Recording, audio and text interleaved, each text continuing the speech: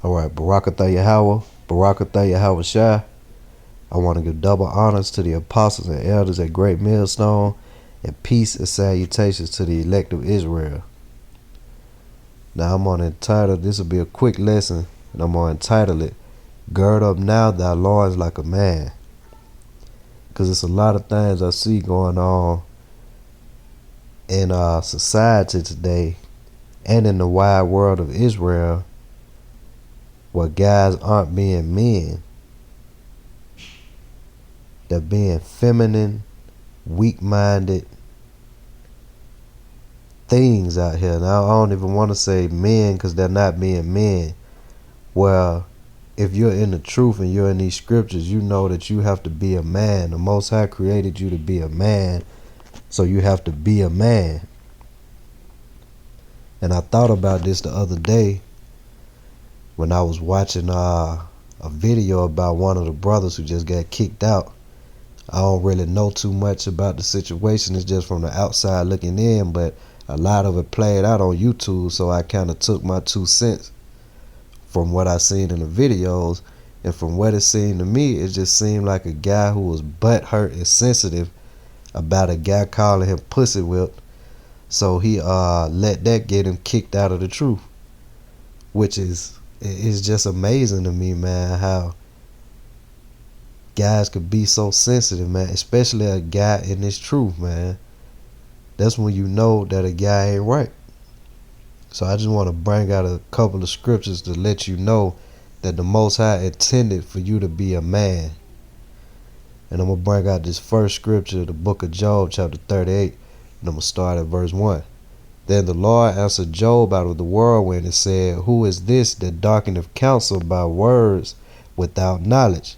Gird up thy loins like a man, for I will demand of thee, and answer thou me. So you have to read up in the story, but Job was basically going on about what he had been going through and going back and forth with a couple of his couple people he knew. And the Lord appeared in the whirlwind and basically told him, Gird up now thy loins like a man. Basically, man up.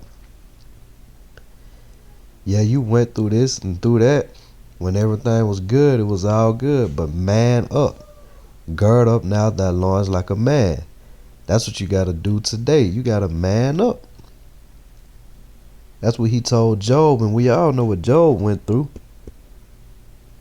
But today we ain't, the little shit we go through ain't nothing compared to some of the things that the men of the Lord went through, like Job and the different prophets, man. So man up. Quit being so sensitive. The Most High made you a man. You can't be a soft, sensitive ass sissy and do the work of the Lord, man. If you a soft ass nigga, the Most High ain't dealing with you. And excuse the language, but then again, don't excuse it, because if you get offended in the language that I'm using, you're probably one of these soft ass niggas that I'm talking about, and you will get offended. So I mean, whatever. But you, to be a man of the Lord, you gotta be a man. He's not dealing with any soft ass guys out here, man. So I'm gonna move on to the next scripture. In the New Testament, we're gonna go to 2 Timothy. We're gonna go to the 2nd chapter. Now I just start at the top.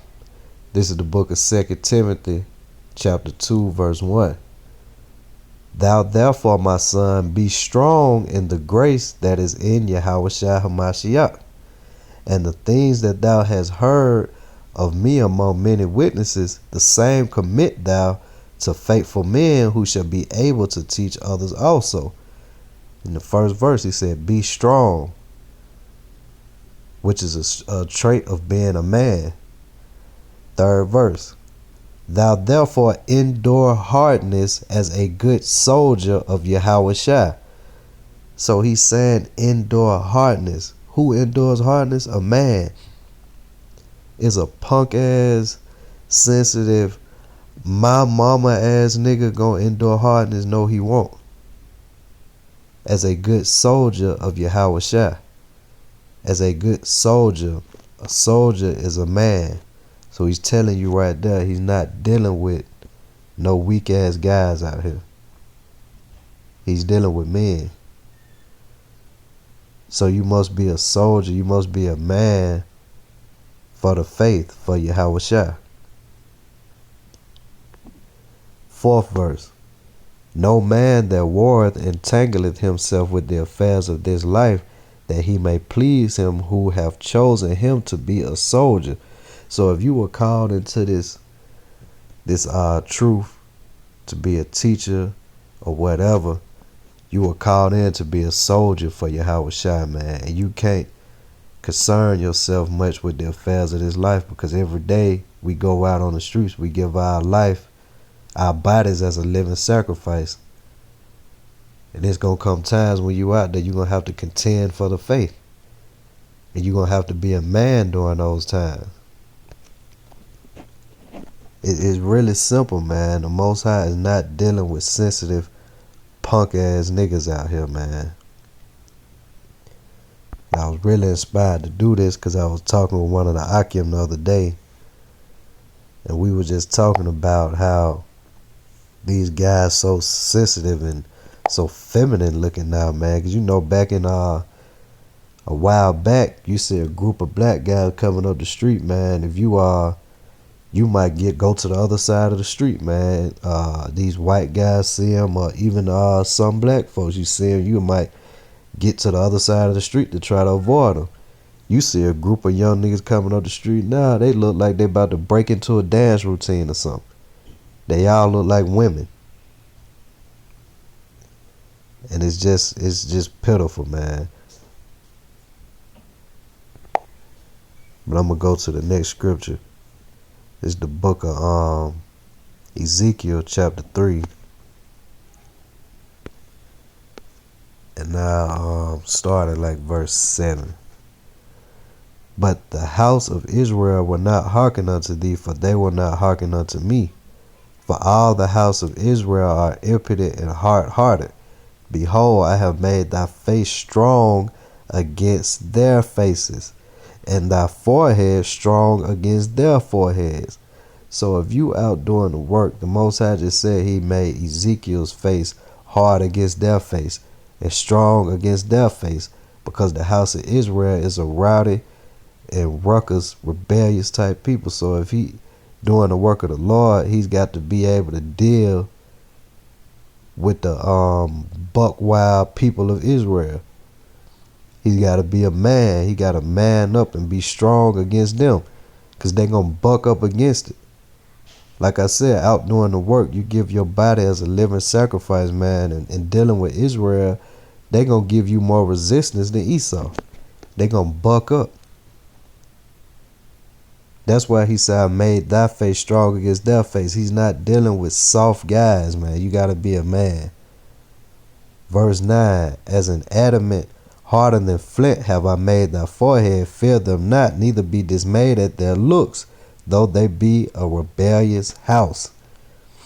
That's Israel, man. They look at you crazy, they act crazy, but you got to stand your ground and contend for the faith if you're trying to be a man of the Lord and be a teacher, man.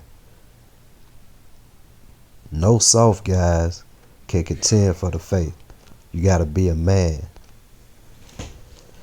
And I'm going to leave with one more scripture in the book of 2nd Ezra in the Apocrypha.